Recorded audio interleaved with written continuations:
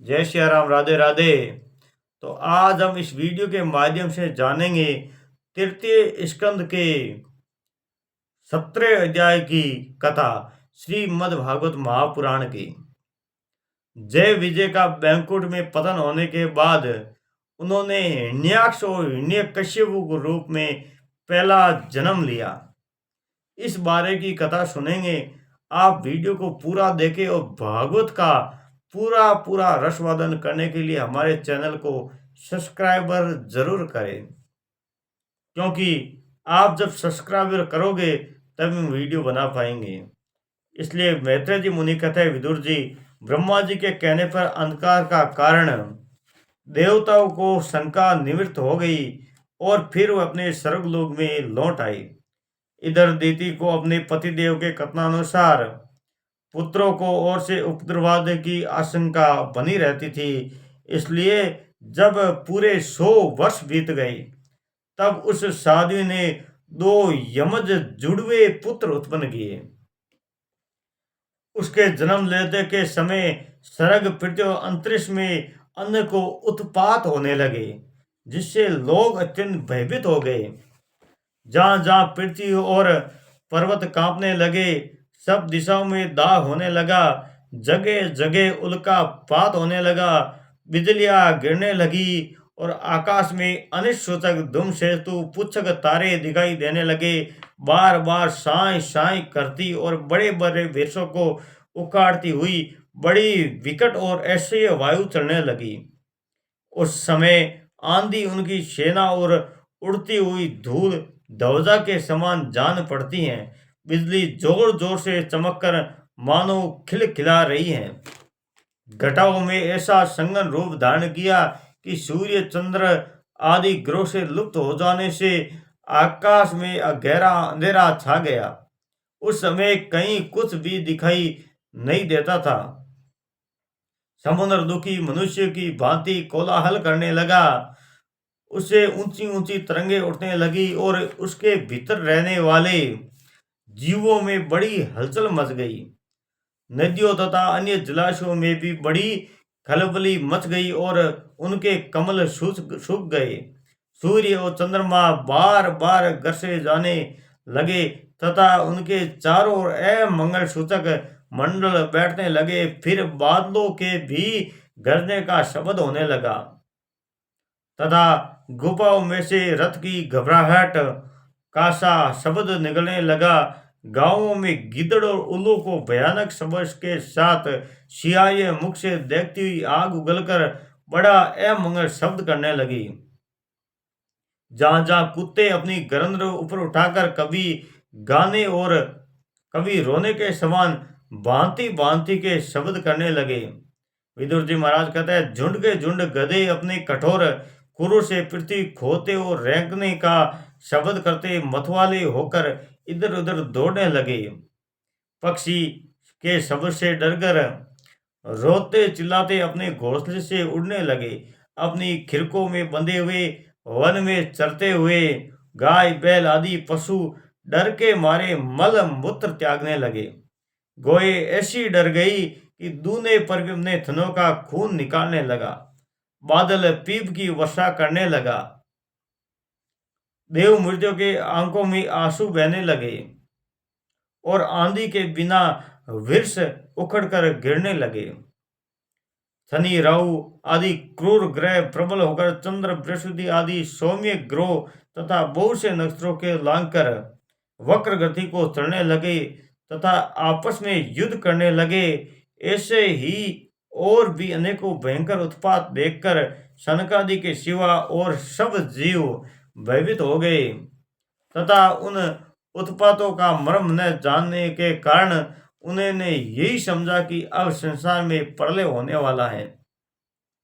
वह दोनों आदि दैत्य जन्म जन्मतर शीघ्र ही अपने फौलाद के समान कठोर शरीर से बढ़कर महान पर्वतों के सदृश हो गए तथा उनका पूर्व पराक्रम भी प्रकट हो गया।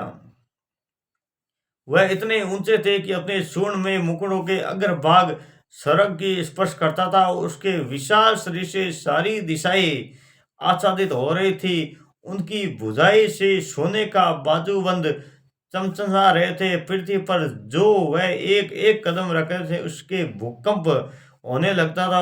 जब वह खड़े होते थे तब उनकी जगमगाती हुई चमकीली करदनी से सुशोभित कमर अपने प्रकाश से सूर्य को मात करती थी।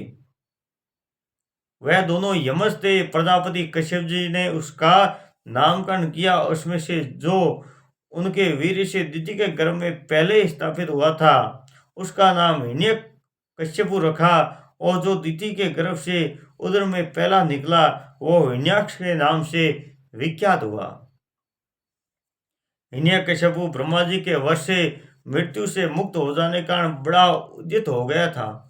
इससे उसकी भुजाओं में बल लोकपालों के सहित तीनों लोकों को वश में कर लिया। वो अपने छोटे भाई हिरण्याक्ष के साथ बहुत चाहता था और वह भी सदा अपने बड़े भाई को प्रिय कार्य करता रहता था। एक दिन वो हिरण्याक्ष हाथ में गदा लिए युद्ध के लिए अक्षर ढूंढता हुआ स्वर्गलोक में जा पहुंचा। उनका वेग बड़ा ऐसे था। पहले पैरों के नुपुर से झनकार हो रही थी। गले में विजय सूचक माला धारण कर हुई थी। कंधे में विशाल विशाल गदा रखी हुई थी और उसके मनोबल शारीरिक बल तथा ब्रह्मा जी के वर्ण उस मतवाले कर रखा था। इसलिए वह सर्वदा निर्कुश और निर्भय हो रहा था। ऐसा देखकर देवता लोग डर डर के मारे वैसे ही जहां तहां छिप गए, जैसे गरुड़ के डर से सांप छिप जाता है। जब दैत्यराज हिरण्याक्ष ने देखा कि मेरे तेज के सामने बड़े बड़े गर्विले ब्रह्मादि देवता भी छिप रहे हैं, तब उन्हें अपने सामने न देखकर वह बार बार भयंकर गर्जना करने लगा। फिर वो महाबली दैत्य वहां से लौटकर जल क्रीड़ा करने के लिए मतवाले हाथी के समान गहरे समुद्र में घुस गया, जिसमें लहरों की बड़ी भयंकर गर्जना हो रही थी। ज्यों ही उसने समुद्र में पैर रखा, डर के मारे वरुण के सैनिक जलचर जीव हकबड़ा गए और किसी प्रकार छेड़खान न करने पर भी वो उनकी थाक में घबराकर बहुत दूर भाग गए। महाबली हिरण्याक्ष अनेकों वर्षों तक समुद्र में ही घूमता और उसके सामने प्रतिपक्षी न पाकर बार बार वायु वेग से उठी हुई उनकी प्रचंड तरंगों पर भी अपनी लोरती गदा से आज जाता रहा। इस प्रकार घूमते घूमते वरुण की राजधानी विभागपुरी में जा पहुंचा। वहां पाताल लोक के स्वामी जलचरों के अधिपति वरुण जी को देखकर उसने अपनी हंसी उड़ाते हुए नीच मनुष्य की भांति प्रणाम किया और कुछ मुस्कुराए हुए व्यंजन में कहा, महाराज, मुझे युद्ध करने की भिक्षा दीजिए। प्रभु, आप तो लोकपालक राजा और बड़े कीर्तिशाली है। जो लोग अपने को बांका वीर समझते हैं उनके वीर्य मद को भी आप चूर्ण कर रहे हैं। और पहले एक बार आपके संसार में समस्त दैत्य दानों को जीतकर राष्ट्रीय यज्ञ किया था। उस मनोबल शत्रु के इस प्रकार बहुत उपवास करने से भगवान वरुण को क्रोध तो बहुत आया, किंतु अपने बुद्धि बल से वो उसे पी गई और बदले में उसे कहने लगे, भाई, हमें तो अब युद्धादि का कोई चाव नहीं रहा। भगवान पुराण पुरुषों और के सिवा हमें और कोई ऐसा दिखता भी नहीं तो तुम जैसे रण कुशल वीर को युद्ध में संतुष्ट कर सके। दैत्यराज, तुम उन्हीं के पास जाओ, वह ही तुम्हारी कामना पूरी करेंगे। तुम जैसे वीर उन्हीं का गुणगान किया करते हैं। वह बड़े वीर हैं, उसके पास पहुंचते ही तुम्हारी सारी शेखी पूरी हो जाएगी और तुम कुत्तों से घिरकर वीर शैया पर शयन करोगे। वह तुम जैसे दुष्टों को मारने और सत्पुरुषों पर कृपा करने के लिए अनेक प्रकार के रूप धारण किया करते हैं। इस प्रकार आज की कथा में बस इतना ही।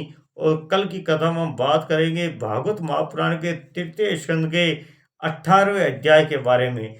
हिरण्याक्ष के साथ भगवान वराह का युद्ध।